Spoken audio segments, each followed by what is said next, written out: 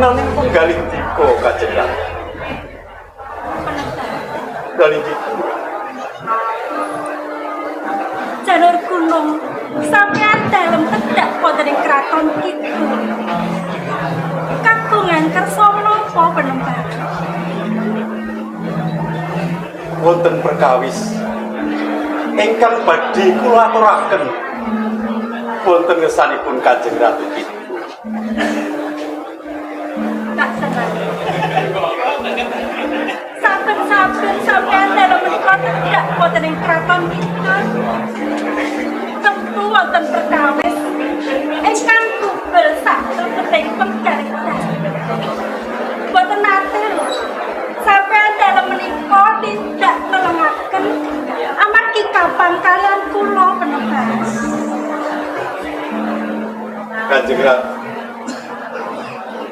menawi anggenipun kapal menika mestinipun kula kapal. Nanging mesti kemawon Kanjeng Ratu prisa wonten ing Mataram kula menika minangka pangwaos. Kula tanggel jawab dumateng tentreming negari Mataram lan raharjaning kawula Mataram Kanjeng Ratu. Kula mangertos. Nang kula menika kijejering garwa sampeyan dalem. Sinaosa kula menika cumondhok wonten ing kraton kidul sampeyan dalem lenggah wonten ing Mataram.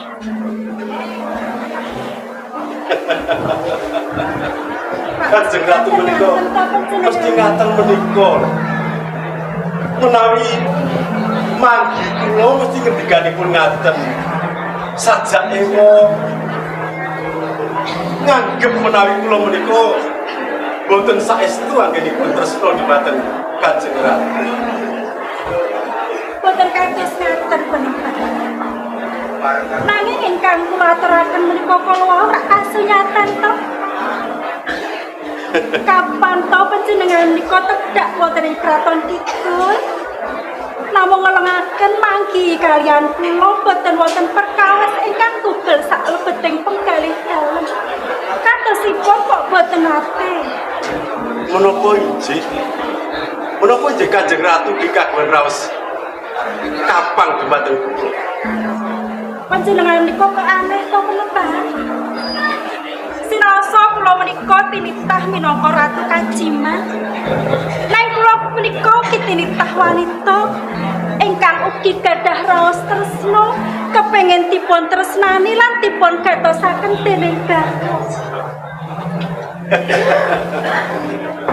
Panjenengan nggih ngersakaken pun gatosaken.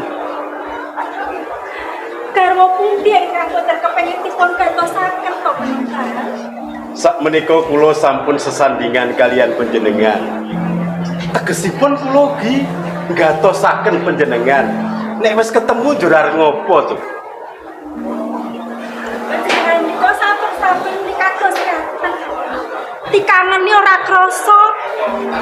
Dikangeni ora rumangsa. Nek le rumangsa iki ya rumangsa.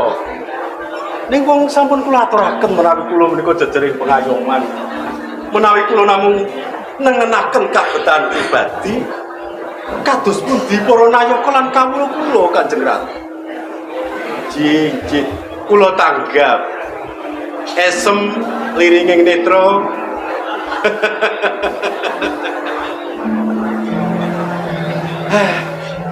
Estunipun sampun kula ronce tembung-tembung ingkang badhe kula aturaken namung menawi abenajeng kalian Kanjeng Ratu sedaya saged ical Kanjeng Ratu. Menapa injih kados ngaten to penembar? Sapa wong itu sing ora kangen? Cici. Wong mungkon gawe lega kok angel ngaten nggih. Cici. Sinaosa kados pundi kemawon kula tanggap. Kula badhe budidaya damel jaring penggalih panjenengan Kanjeng Ratu. Nah mbok njenengan nyaket mriki to kok nyur sajak nyingkur sajak ewon. Kula menika mesandingan kalian panjenengan menika raos sing manah kula menika tetes boten kanten-kantenaken. Kanjeng Ratu pujaning sun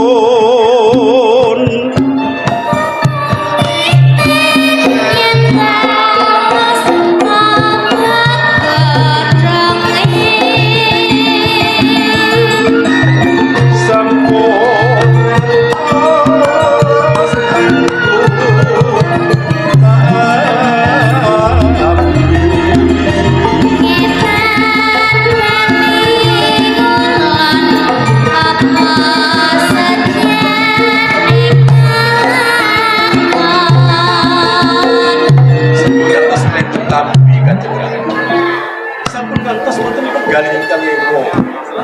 Kula tetep tresna dumateng panjenengan. Kula pitados kan sedaya pengetika panjenengan menika penembahan. Katresnanku lombreng diko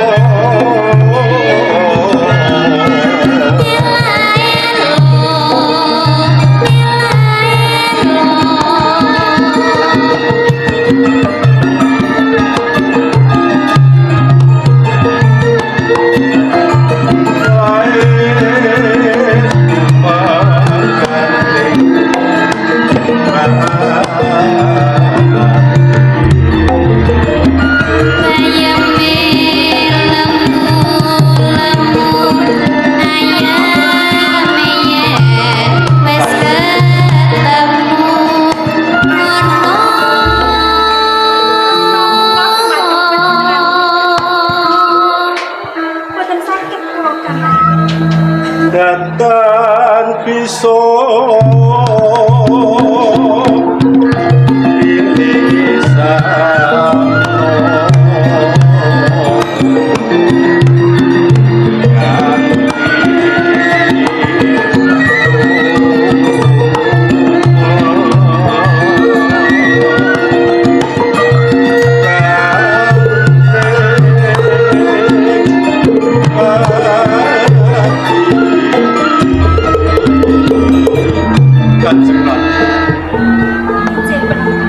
kula sampun didaya damel jar penggalih panjenengan. Sakmenika kula ingkang gentos nagih dumateng panjenengan. Kula badhe nyuwun senjata pitulung supados lejar anggen kula ngasta bawat wonten ing negari Mataram kajenengan. Wiwit kula pinanggih panjenengan semisal wonten ing puraning kalong. Kula sampun matur lan sampun prisa. Prawi kula tetep badhe ngaping-apingi jumeneng dalem wonten ing Mataram. Badhe taos pambiyan buat repot panjenengan ngasta bawat wonten Mataram. Menika ingkang tansah kula candhi. Caos menika Kanjeng Ratu. Jumeneng kula wonten ing negari Mataram. Wonten saking badhe bidung. Wonten saking badhe damel inggih negari Mataram. Kanthi dusta Kanjeng Kyai Prabu Mataram Pamorpas. Dumugi titi wanci menika dereng saged wonten trontong-trontong jar lan kawiyak perkawis menika.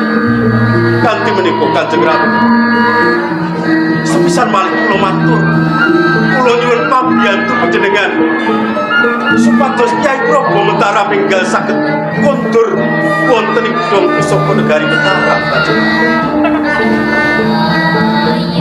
Pusaka dalem keris Kyai Prabu Mataram menika sempat kandel kejawi tombak Kyai Beret.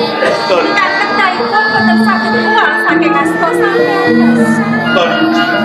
Izin Prawi sapunika pusaka dalem menika sekal yosna saking gedung pusaka. Tegesipun kegiatan Mataram badhe menika ingkang kula watosaken Kanjeng Ratu. sampeyan dalem sampun waslan kula badhe caos pambiyan lari icalipun pusaka dalem keris Kanjeng Kyai Prabu. Saestu sing pangatika panjenengan. Kanjeng Ratu. Sewaktu pun kula aturaken dumateng rasa panjenengan. Yen ngaten pareng kula pamit.